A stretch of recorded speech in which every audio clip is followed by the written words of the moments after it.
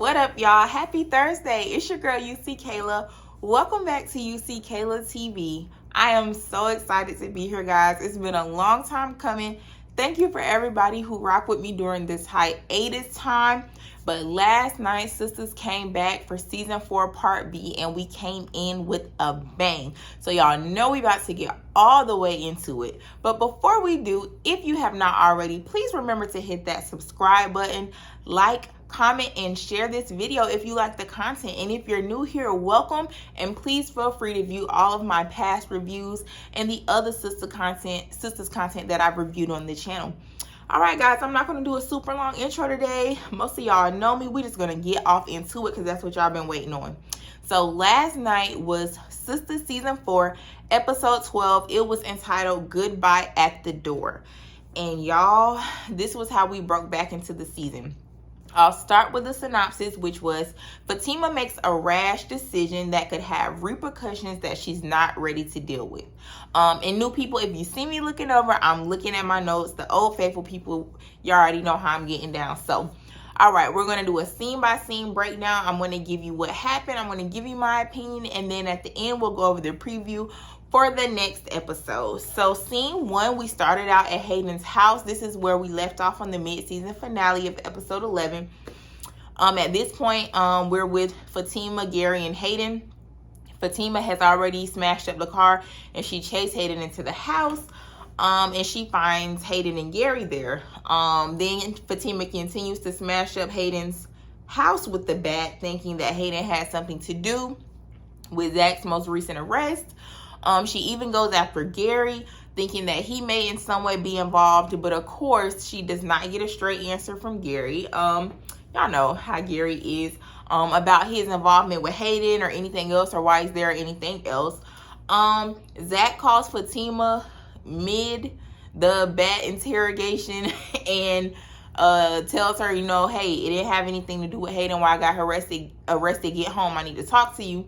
So Fatima was like, oh, oops, I guess there was a mistake, but not really feeling bad about it. It was funny. It was really more sarcastic because I feel like, well, I'll get into that in a second. I'll just tell you what happened. It was really more sarcastic. And then Fatima goes out. Gary calls Andy and tells Andy that she needs to check on Fatima. And Andy's like, how do you know that Fatima's at Hayden's house? What are you doing there? And of course, Gary lies again because all Gary does is lie. And then Andy does, you know, she kind of drops it with Gary, but we could all tell Andy wasn't going for it. She calls Fatima like a true friend and checks on her and scolds her at the same time. And they both agree that they'll talk about it later. And Fatima's off to go meet Zach. So in my opinion, this scene definitely could have been included in episode 11. It would have compensated for that lackluster ending that we stopped off with. No shade, but it was exciting, but it wasn't like this had to be held off, especially with all the promo and the press. Y'all remember how they were making it seem like we were going to see that stuff in the mid-season finale? He really could have just let it be included and cut out one of the 50 million scenes of Sabrina and Bio that we didn't need. So that's my opinion. Also with this scene, yes, there was excitement, but at the same time, we saw Janet Jackson do the bat smash thing and Why Did I Get Married too. And it was actually more warranted because it was a more serious situation than this. So I just feel like that's no shade to Krista Renee. Y'all know I love Krista Renee Hazlett and I love Fatima. I just feel like Tyler Perry, that's on him. That's not on her. Just like him making her do it in 5-inch heels trying to run around that car. Like, that's on him. That's not on her. Like, that wasn't... I wanted her to hit them in the head or something with the bat. And then I would be like, oh my gosh, you know, the shock factor that I thought I was going to receive was not there. Now, I enjoyed the scene because Crystal was funny, especially when she found out that Hayden wasn't behind it. I enjoyed the scene because she had him and Gary and Hayden stuttering like Porky Pig. Like, I enjoyed that part. But so much the drama aspect, it just wasn't it for me. And y'all tell me how y'all feel in the comments. Lastly, I just feel like Gary is a liar and he started to irk me again. Like, I was starting to be cool with Gary, not like, oh, I trust him, but I was just like, okay, Gary is not literally bothering me. Gary's starting to bother me again. And Andy is a lot of things, but sis ain't stupid. And she was not going for that. Like, you could tell that she wasn't going for it. And it's just like, Gary will tell a lie when the truth will do. So I'm not fooling with Gary. We all know how I feel about Hayden, how everybody feels about Hayden. So yeah, we don't care about your broken stuff, Hayden, or your broken bones. Get over it. Stop messing with Zatima. You started this first. So there you go. That's how I feel about the rest of that. The sympathy was not there for me. All right, guys, let's go over to scene 2. We're at Bio's restaurant. I think we were still at Bio's restaurant, right? They were on like the dance floor. I think that was still the restaurant. Y'all can correct me in the comments if I'm wrong. Sabrina and Bio were there, of course, on their date, having a good time, dancing. Sabrina's pretending to be drunk. Okay, Sabrina's now flirting with Bio. You know, it went from the resistance that we saw in the last episode to now she's flirting and saying she had a good time. Bio agrees, and she doesn't want to consummate the evening. She wants to take it slow, and Bio agrees, and he's like, fine, I'll take you home and say goodbye at the door. So that's actually where the title of the episode came in at. My opinion, great for you, Sabrina. We hope it lasts, but I'm sure in some way or another we'll be rolling our eyes at you and Calvin again. So I really don't care. I'm sorry. Y'all know how I feel about it, because soon as like Sabrina could have stayed with Jacoby, like soon as we get excited, like yay, then he breaks him up. He does that with Sabrina, and he does that with Danny. The only people who have broken up and had a consistent outside love interest have been Zach and Karen, with Karen staying pretty consistent with Aaron and Zach and Fatima. So I'm not getting excited about Bio, and I'm not getting excited about the police person at the airport for Danny. Like, I'm not. You already know how that goes. But anyway, let's move on. Scene number 3. We're at Zach's house with Zach and Fatima, aka Zatima. The quick summaries. Fatima comes home to Zach's new house, looking frazzled. You know, her hair is all over the place because she just got done smashing Hayden and stuff up.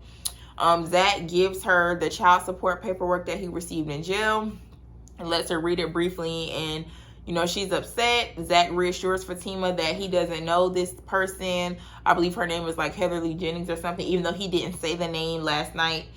Fatima is hesitant to believe Zach, but then she does. But she's still upset about it. She's also upset that she went over there and did all that with Hayden and Gary, and that wasn't even the reason why Zach got arrested. And Zach was like, I know, but I mean, you be doing too much. Like, you didn't have to do that. And he tries to console her. Then he finds the glass in her hair. It's just like, bruh. So anyway, my opinion, I love Zatima. It's just like foolishness be coming at them right and left. And I feel bad for them. I mean, they barely dealt with Karen and her delusional behind self. And then here comes this. I'm sure it'll be something else and something else. So I applaud Fatima for standing strong and separating the past from Zach's present, because it's a lot, especially on this very fresh, very new relationship. So kudos to them, and kudos to Zach for at least coming in and telling her straight away. So yeah, we'll see what happens with it. I'm sure they'll be okay. They're getting a show, so they're not going to break up. We'll just see what goes on with that situation in particular, because the math is not mathing for me, for him to have a 3-year-old when he was supposed to be with Karen for 3 years, and right before that he was in jail. So boom. All right, scene number 4. We're at Maurice's apartment with Maurice and Q. This is gonna be real short because you already know how I feel about this. Q bringing his crazy tail stuff into Maurice's room again. Maurice, you know, he begs Maurice to sleep with him again. Maurice refuses and brings up the past again and kicks him out of the room again. So I'm over the storyline. I've said that many times. We're gonna move on. I'm not going to let Tyler Perry force me to be redundant just because he wants to be. So we're gonna move on. Scene number 5, Karen's salon. We're with Pam and Karen now. Another scene that got on my nerves last night, but I'll tell you what happened first, then we'll get into my opinion. Pam comes in early to work, basically to be nosy and to gossip with Karen about Zach getting arrested again. She tells Karen, oh, I thought you knew he got arrested. I thought Zach would call you to bail him out. But anyway, Aaron shows up before the delusion can spread any further to pick Karen up for her doctor's appointment. Karen continues to tell Aaron there's no way it's his baby, like she's been saying. And he reassures her that he's with her, and they leave. My opinion. I'm just sick of Karen and her homegirl Pam. Like, this is like getting a front row seat to me of like a bitter, delusional ex and her homegirl. Like, this must be what it's like, because I wouldn't know. That's never been that girl. Like, they literally made me want to yell at the screen. Like, Pam, you was just lecturing Karen, and that was earlier this season when the detective lady came in. And she was like, don't go to his house. Why you gonna follow him? Oh, you must still be in love with him.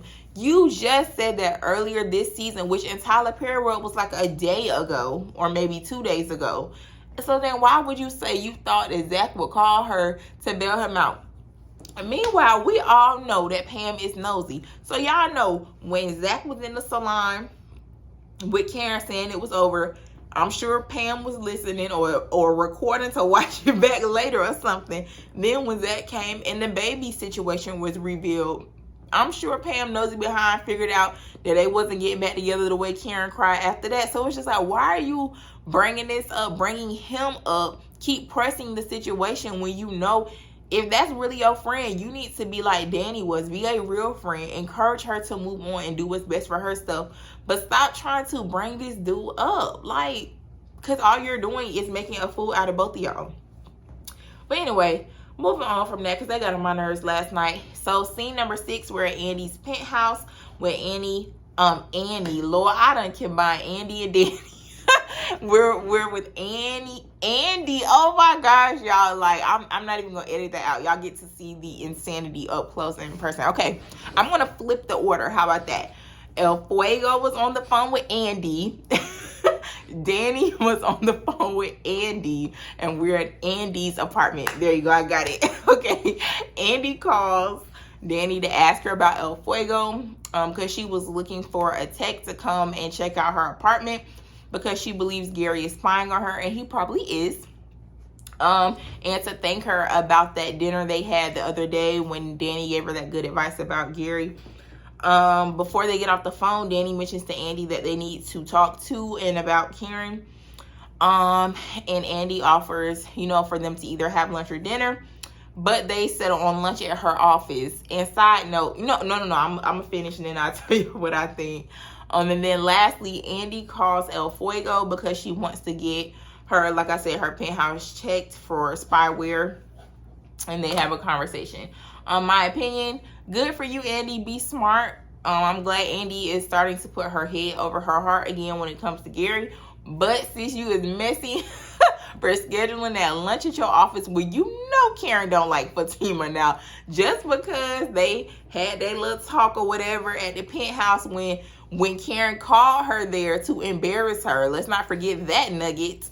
We all know that she is clearly pressed. She just called her the B word on her last episode and all that stuff. So why you gonna schedule that lunch at your office? Fatima's your secretary, remember? Like, to Andy, but whatever. Fatima in jail anyway, so she ain't gonna be there unless Tyler Perry drags this out to another day. So we'll see how this goes. But I'm like, Andy, that was messy.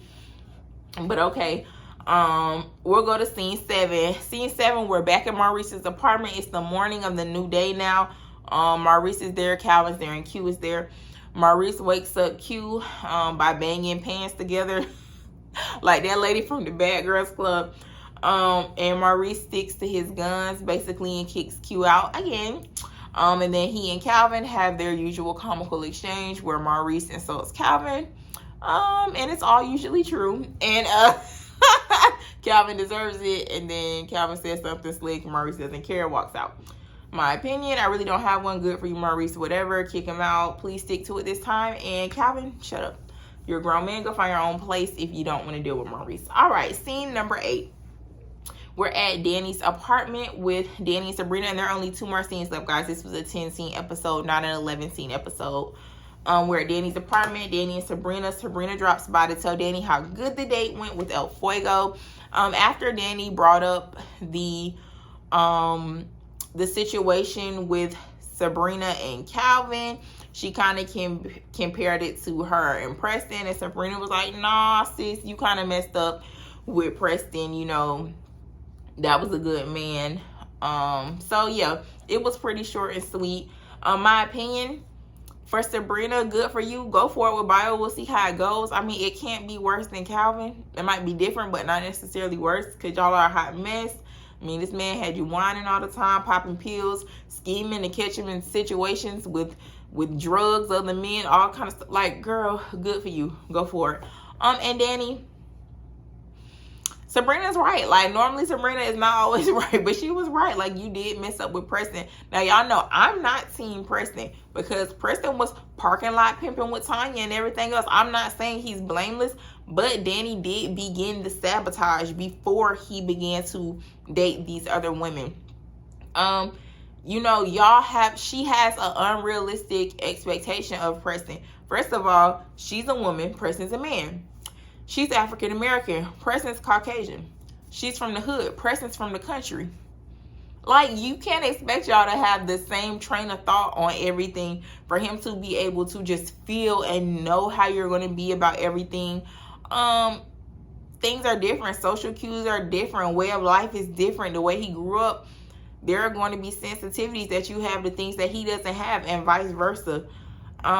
So yeah, like the whole time Danny was so worried about Preston might be low-key racist when she was the one being intolerant of him and his background and the way he came up and stuff. You knew the man was white and country when you met him and decided to date him. I'm sorry, Danny. I love Danny, but somebody got to tell the truth. And you'll run all over Atlanta for your homegirls, but Preston sat you down and said, this is how I feel about you. I'm begging you. Teach me how to love you. And you said no. So you'll help them heifers out, but you won't help your man. Or you want him to be a man or whatever. I don't know. And she said she couldn't do it. So, yeah, that sounds reasonable, right? Like, all right, that's my opinion. Y'all tell me how you feel in the comments, but that's my opinion about Danny and Preston. So we'll see what happens with that. Scene number 9. Speaking of Preston, we're at Zach's house. Preston comes over to talk to Zach. We find out after I defended Zach trifling behind that he did set Preston up to make Danny jealous. Now they didn't say that he introduced Preston, but he advised him to do it. I was so disappointed in Zach and in Preston because, you know what, never mind. Let me finish saying what happened. We'll get to it. After that, before they could really like get deep into it, all we really found out was that Zach did advise him of that. Preston didn't want to continue to do it because he's like, I'm using these girls and I really just want Danny. Then Jake comes in interrupting like Jake always interrupts. Like, I don't necessarily dislike Jake, but he does have a way of interrupting stuff all the time. Like, anyway, Preston goes upstairs to continue helping Zach unpack. Jake asks Zach, did he tell Fatima? Zach's like, yeah, I told her the truth. It was cool, you know, as long as I tell Fatima up front, we good. And then Jake is like, that's wonderful. She needs to give my girl some pointers, whatever. And then he's like, well, I'm here to catch you up, you know, on the stock information in case the SEC comes after you. And Zach had forgotten about it. So they decide to, you know, just go ahead and go over this stuff that day after some hesitation from Zach. But that is something that he realized he really needs to do because he's not totally out of the clear for that insider trading situation yet. Back to my opinion. So thank you, Jake, for helping Zach. Obviously, that's not a big thing. My opinion on this mostly is about the situation with Zach and Preston. Like, I was so disappointed in Zach for giving Preston that whack advice, and I was disappointed in Preston for taking it because Zach ain't playing them kind of games with Fatima in the successful relationship that he's in. Now, do you want a successful relationship with Danny, or do you want to do the back and forth that Zach and Karen used to do? Because, like, why would you take advice from Zach about anything he used to do prior to Fatima? Like, anything. I would not take advice from Zach about prior to Fatima. So it was just like, he was wrong for giving it, and Preston honestly was wrong for taking it. Because again, I'm not going to, just like with Preston and Danny, yes, people do things that's wrong, but Preston is not innocent and blameless. And that was crazy on his part. Now you in your feelings because you don't feel like it's necessarily working. Like, it's not going to work. It's going to create more mess than what you think, which is what Zach and Karen's relationship was. Messy. But anyway, both of them need to be pimp slapped last night. But yeah. All right, the last scene number 10, we're at the law firm with Fatima and Hayden. This scene was I ain't gonna say it was everything, but I enjoyed this scene. Not because of Hayden, but because of Fatima. I love when Fatima put that poker face on, baby, and she was just stone cold. Let's get into it. Hayden catches Fatima as she walks into work and tells her that he's got a video of her smashing up his house. He invites the police in behind him to arrest Fatima. It's like, yep, I'm pressing charges. I'm filing a restraining order. I'm gonna get you fired, da-da-da-da-da. Fatima basically doesn't care and was like, they here for me, let's go, and leaves with the police. Like, after all that rah-rah person did, like, she really wasn't listening. She was just like, all right, let's go. In my opinion, Hayden is just trash. Like, he trying to get all legalistic on Fatima, talking about, I'm gonna show you how the legal system works. First of all, sir, you forgetting that you started all of this, and everything you've done since you helped Andy out of her bond has been illegal. You were spying on Zach and Fatima. You illegally tapped Fatima's phone lines, and she could have got you fired for real for that. Robin is the new boss in town, and he ain't fooling with you, sir. He's trying to fire you anyway. And you did something illegal when you set Zach up with those drugs in that Chainburger's truck. So Fatima probably had that in the back of her mind, like, I ain't even listening to him, boy, bye. You know, he could be fired, not only fired, but he's an attorney. He could be disbarred. So you lose your livelihood in addition just to that particular job. You can't practice law anywhere. So Fatima ain't really worried about Hayden, and Fatima don't need that job. The only way I can see Fatima actually getting fired is if Tyler Perry decides to have her character go in a different direction, because Fatima really doesn't need that job. And not just because of Zach. I believe her family does well, even if it is, you know, in street things, how they make their money. But I believe Fatima comes from money, and then Zach has money, so Fatima ain't worried about Hayden, and neither are we, child. All right, let's get into the preview for the next episode. So we see, and this is just at the end of the episode. I know they show another clip like later on in the evening. I don't have that one. This is just for the end of the episode. We see Hayden telling Andy she may want to get a new assistant because Fatima's in jail. Whatever, I'm done talking about Hayden. Y'all know how I feel. Next, we see Sabrina getting a truckload of flowers delivered to her job, and Maurice is like, oh, who are they from? Then it pans to Calvin coming by the bank later on and noticing her flowers, like, oh, those are nice. Who are they from? Basically, y'all know how I feel about Sabrina and Calvin. I ain't gonna do too much. I just hope the scene is very short and Maurice makes fun of Calvin until he leaves or something. Like, who cares what Calvin thinks? Like, and I hope she doesn't even entertain it. Anyway, let's move on. We see Andy having a conversation on the phone with Gary, who seems really sure about what's going on inside of her penthouse. And then it pans to Andy on the phone with El Fuego, saying she needs her place swept for cameras, bugs, things like that, like electronic bugs, things like that. Again, Gary's starting to irk me again. I'm not 100% team Robin, but I mean, anybody is better than Gary at this point. So I hope that even if Andy does not give Robin a chance, please just cut Gary off, Andy. Like, either take the stuff and block the man, put a restraining on him or something, or give the stuff back and stop letting your materialism trap you. Like, you can't have your cake and eat it too when it comes to Gary. So do what you know you need to do, but whatever that is, it needs to be to really get him out of your life, because this is not productive and it's not moving forward. So we'll see what happens. They've been needing to leave each other alone since season 1. So all right, the last part of the preview, Karen and Aaron are at her doctor's appointment, and we see the doctor or nurse or whoever saying that Aaron's going to be an amazing father. And then we see Karen's mouth like, you know, like she's probably about to correct the lady. I'm sure she's just going to regurgitate the same lines that she's been feeding to Aaron all season, which is, there's no way this can be your baby, and da-da-da-da. So we'll see. I'm not going to let that stress me out, because honestly, it don't matter. Now that we got this new element, she's going to be sick anyway if this other lady really is Zach's baby mama. So we'll see what happens. I'm not worried about it. We'll see next week. Next week is season 4, episode 13, entitled Shaking in the Rain. And if you haven't heard already, the synopsis is Andy helps Fatima out of a bind as Karen receives some troublesome news. So since Karen's at the doctor's appointment for the baby, we can probably tell what the troublesome news is going to be about, whether that's the paternity or just something with the baby. And obviously Fatima just got arrested, so Andy's going to help Fatima out of that bind. So I can't wait till next week, guys. I'm so happy to be back regularly again, and I'm still going to be dropping Monday videos as well between the Wednesdays to get us through like I always have. Thank you so much for joining me. I'm sorry it was so long, but you know, this is the start of part B of the season, so I really wanted to get into everything. Don't forget to subscribe. Thank you for joining me at UC Kayla TV, and I hope y'all have a great week.